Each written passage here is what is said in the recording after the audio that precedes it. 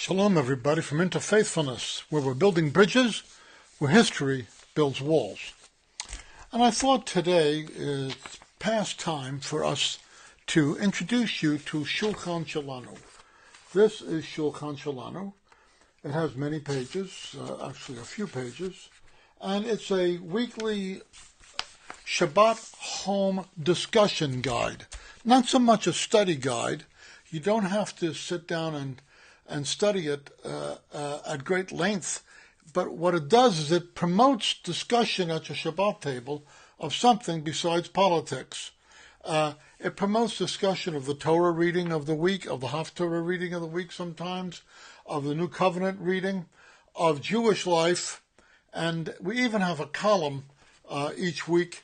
The first week of the month, the column is by myself and Dr. Bruce Stokes, where we write about household spirituality, because that's a passion of ours. Dr. Stokes promotes home groups, chavurot of a certain kind in the Christian world, and I promote them in the Jewish world. Home groups where Yeshua is welcome to the table, you might say. And so that's the first week of the month, and the other weeks of the month we have a column called Dear Rabby. Dear Rabby, and it's an advice column, and it's a question-answering column, and we have a lot of other stuff. So I think this week, at least today, I'll introduce you to Dear Rabby. Dear Rabby is written by a number of Messianic Jewish luminaries, whoever volunteers, and anonymously, and answer questions that are the kinds of questions which people like you ask. So I'm going to read you this week's Dear Rabby and hopefully enlighten you a little bit. So let me get off and do that now. Dear Rabby, I hope you can help me. The Bible makes some really grandiose promises about prayer, but when I pray, I don't see these things happening. For example, in Mark chapter 11, Yeshua says, "Yes, I tell you that whosoever does not doubt in his heart, but trust that what he says will happen, can say to this mountain, 'Go and throw yourself into the sea,' and it'll be done for him. Therefore I tell you, whatever you ask for in prayer, trust that you are receiving it, and it will be yours."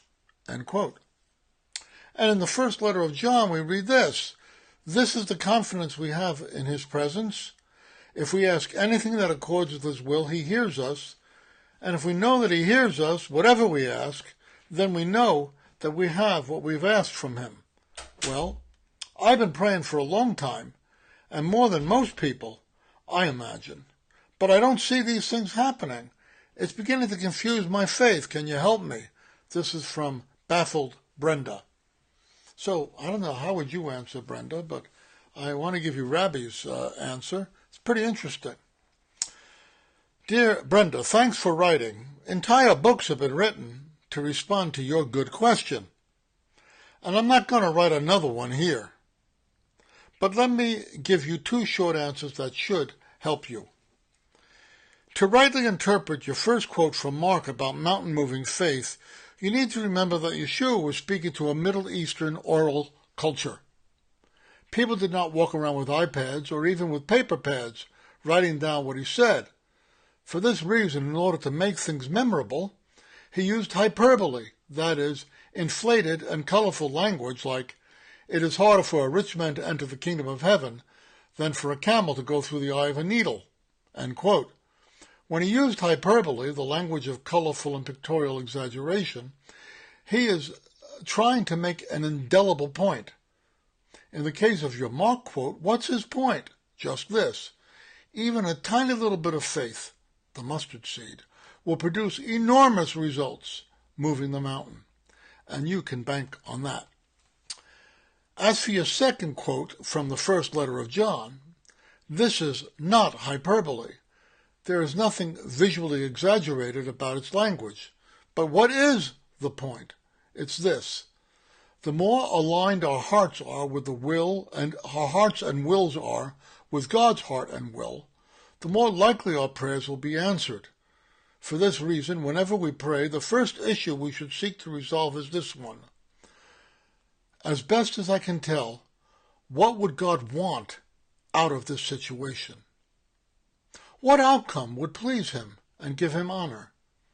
As we learn to discern the answer to this question in each of our prayers of intercession or petition, we will find that the closer we get to God's heart, the closer we get to an answer to our prayers. I hope this all makes sense to you, Brenda, so please go on to have confidence that even a little faith will accomplish great things, and go on to seek God's heart and mind whatever you pray for. This is what the Bible calls seeking his face. Seek his face, Brenda. Shalom, Rabby.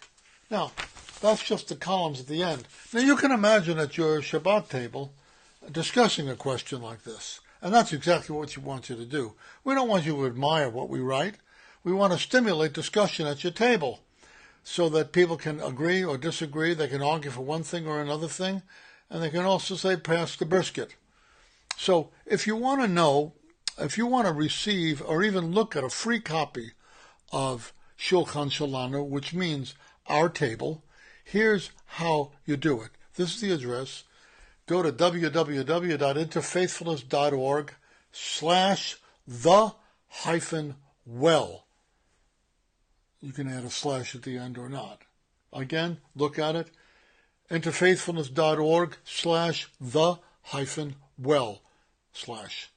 And that'll take you to a page where you can get yourself a free copy of Shulchan Shelanu to examine for yourself.